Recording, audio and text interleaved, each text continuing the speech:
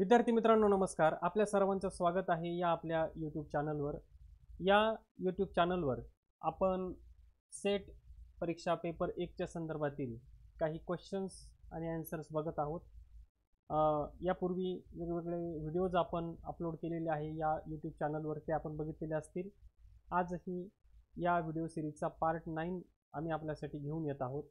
Paper 1 सर्वांसाठी common आहे आणि अद्याप आपण आपल्या अभ्यासाला सुरुवात केलेलीच असेल तर हे प्रश्न आपल्याला निश्चितपणे उपयोगी ठरतील. केलेली नसेल तरी पण हे प्रश्न आपण त्यांची उत्तरं अवश्य बघा आणि आपल्या अभ्यासाला सुरुवात करा. चला तर सुरुवात करूया पार्ट 9 सेट परीक्षा पेपर 1 चे काही क्वेश्चन्स अँड आन्सर्स. यामध्ये पहिला प्रश्न आहे विषम गट शोधा. ABCD 4 ऑप्शन्स आपल्याला दिलेत. त्यामध्ये अल्फाबेट्स काही कॅपिटल लेटर्समध्ये दिलेले आहेत. मागच्या भागामध्ये 8 नंबरच्या भागामध्ये पार्ट 8 मध्ये सुद्धा आपण अशा प्रकारचा प्रश्न बघितला होता. यामध्ये 3 जे ऑप्शन्स आहेत ते सारखे असतात आणि एक ऑप्शन हा वेगळा असतो. आता कसा ते आपण बघूया. ए ऑप्शन बघा, यामध्ये शेवटचं अक्षर ए ऑप्शनमध्ये शेवटचं अक्षर आहे W आणि पहिलं अक्षर आहे X.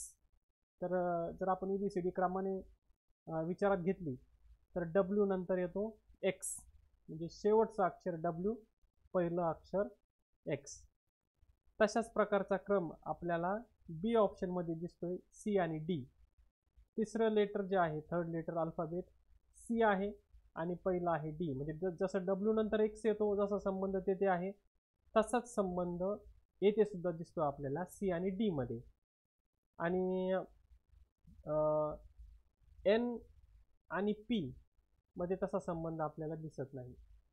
शेवटच्या D मध्ये बघा, G नंतर येतो H.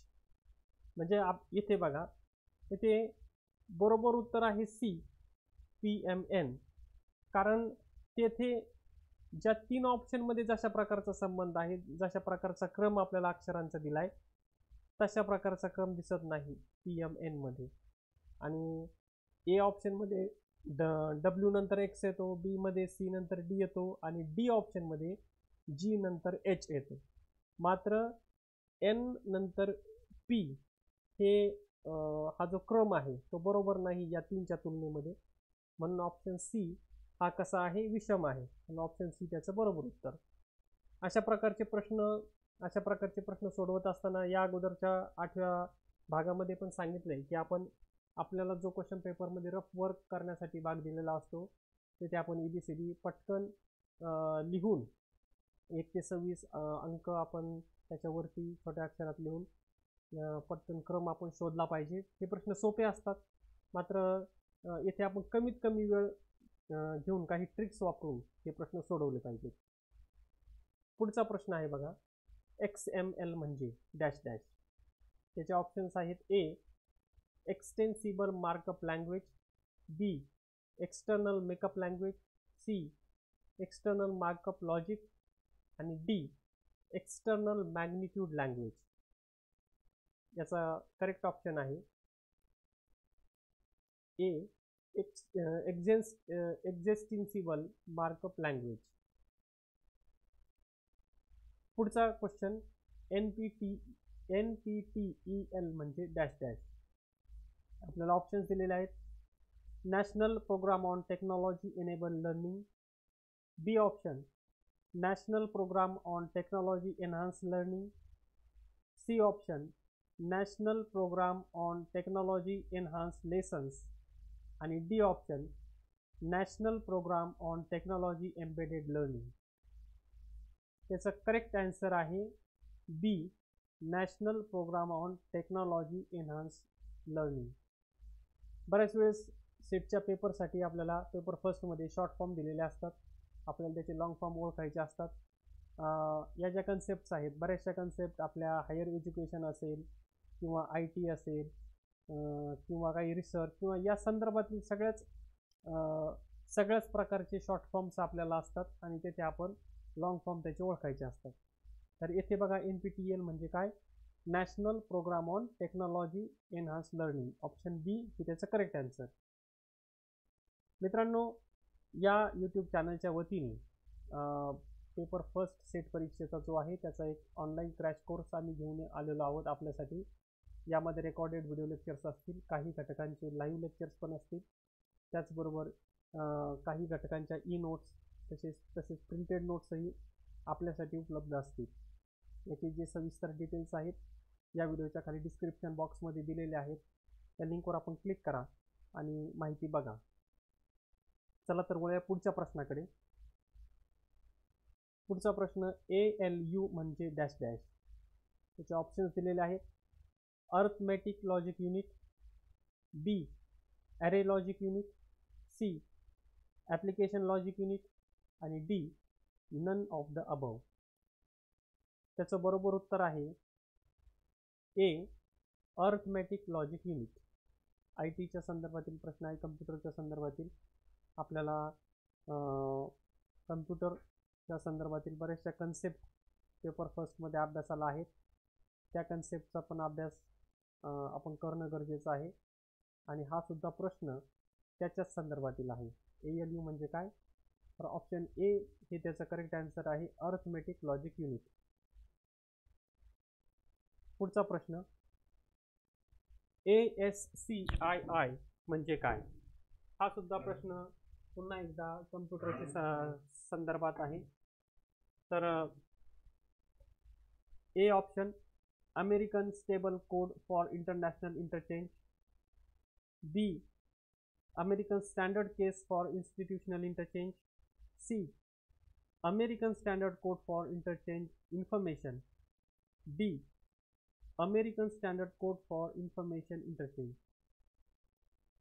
त्याचं उत्तर बरोबर आहे D American standard code for information interchange. पुढचा प्रश्न EEPROM याचा अर्थ डॅश डॅश.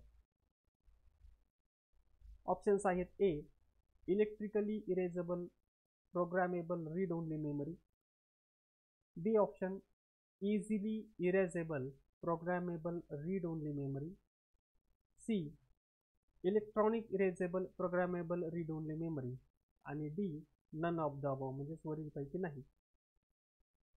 ऑप्शन ए हे त्याचं करेक्ट आन्सर आहे.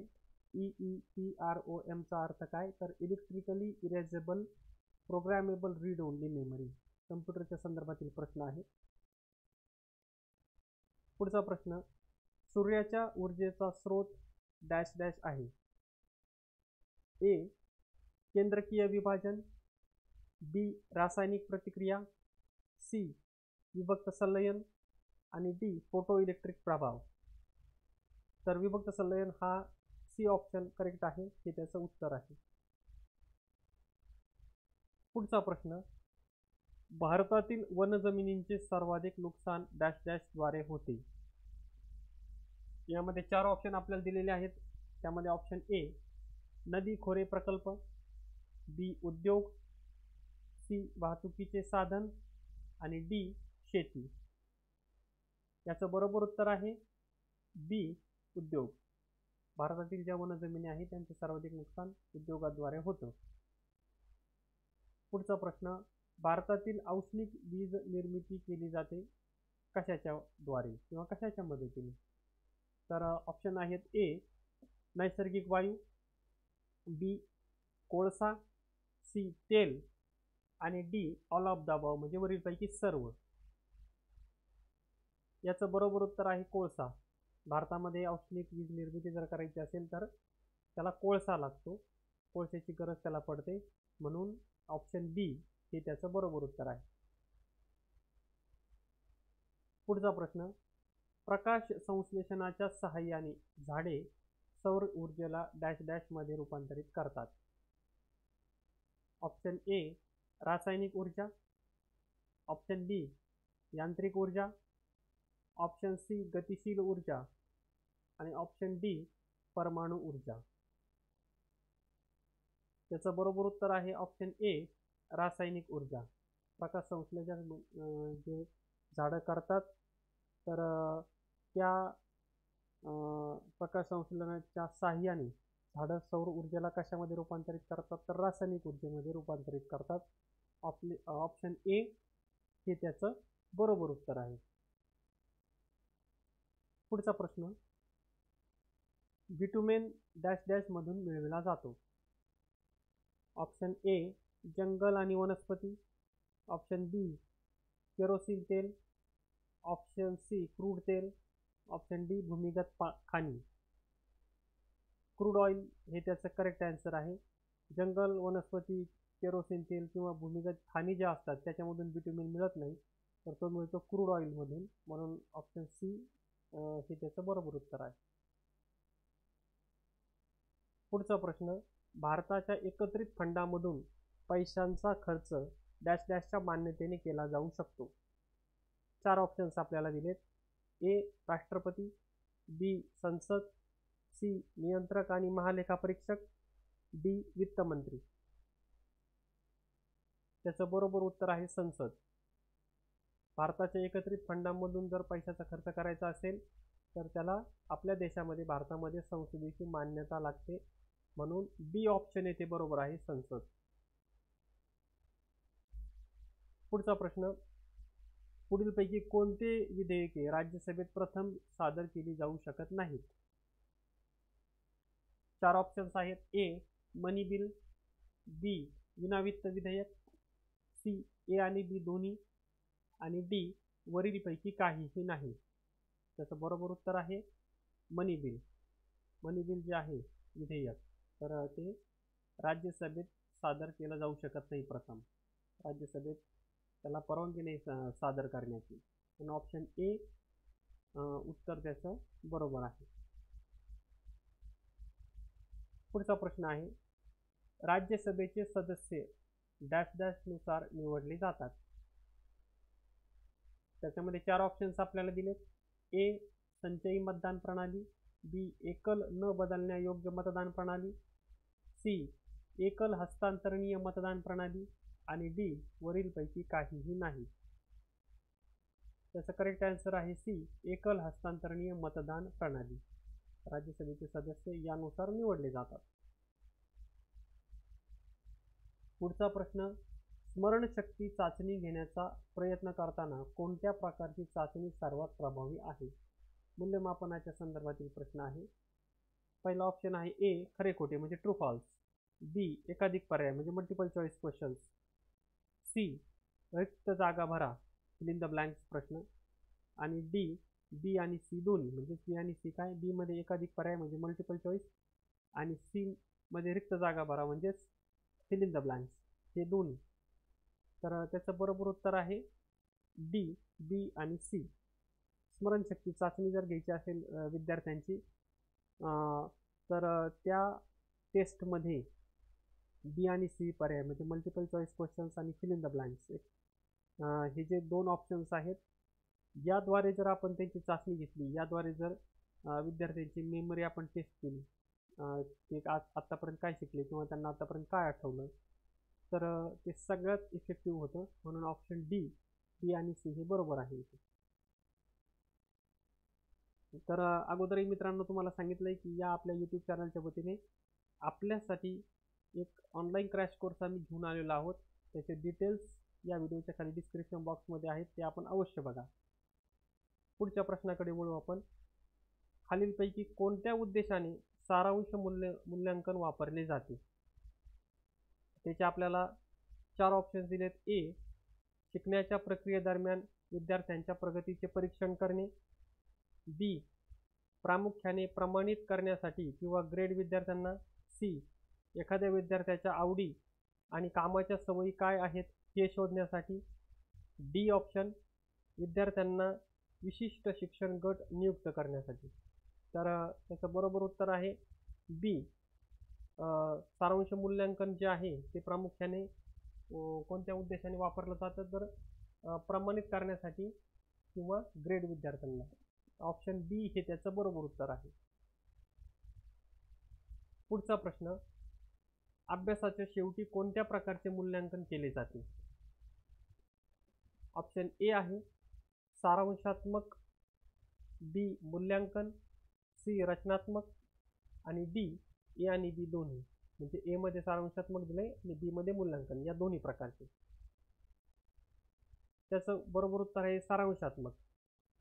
एखादा टॉपिक, एखादा सिलेबस जर पूर्णपणे शिक्षकांनी विद्यार्थ्यांना शिकवला आणि शेवटी विद्यार्थ्यांचं मूल्यांकन करायचं आहे, परीक्षा घ्यायची आहे, तर सारांशात्मक मूल्यांकन तिथे विद्यार्थ्यांचं केलं जातं.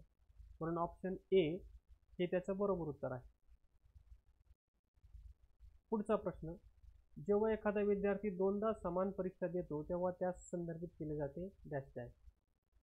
तर ए ऑप्शन आहे post test, B pre test, C test retest आणि डी आफ्टर टेस्ट.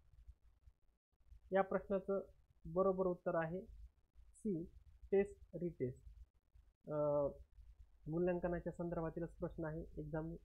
एक्झामच्या संदर्भातील सुद्धा बरेचसे प्रश्न, मूल्यांकनाच्या संदर्भातील बरेचसे प्रश्न आपल्याला या पेपर फर्स्टमध्ये येतात आणि हा सुद्धा प्रश्न त्याच्या संदर्भातील आहे की एखादा विद्यार्थी दोनदा समान परीक्षा देतो, 2 वेळेस, तर त्याला काय म्हटलं जातं, टेस्ट रिटेस्ट. पोस्ट टेस्ट म्हणजे टेस्ट नंतरची टेस्ट असं त्याला म्हणत नाही, प्री टेस्ट म्हणजे टेस्टच्या अगोदरची टेस्ट असं त्याला म्हणत नाही, आफ्टर टेस्ट म्हणजे टेस्टच्या नंतरची टेस्ट असंही म्हणत नाही त्याला. म्हणजे ए बी सी हे तिन्ही ऑप्शन रॉंग आहेत. येथे करेक्ट ऑप्शन येतो फक्त कुठला, तर टेस्ट आणि रिटेस्ट. तर मित्रांनो, हे होते काही प्रश्न सेट परीक्षा पेपर 1च्या संदर्भातील. या भागामध्ये आम्ही आपल्यासाठी घेऊन आलो होतो हे प्रश्न. अशाच प्रकारचे आपल्या अभ्यासासाठी उपयोगी पडणारे प्रश्न आम्ही पुढच्या भागामध्ये पण घेऊन येणार आहोत. आपण अवश्य पुढचे भाग बघा. तोपर्यंत थँक्यू व्हेरी मच.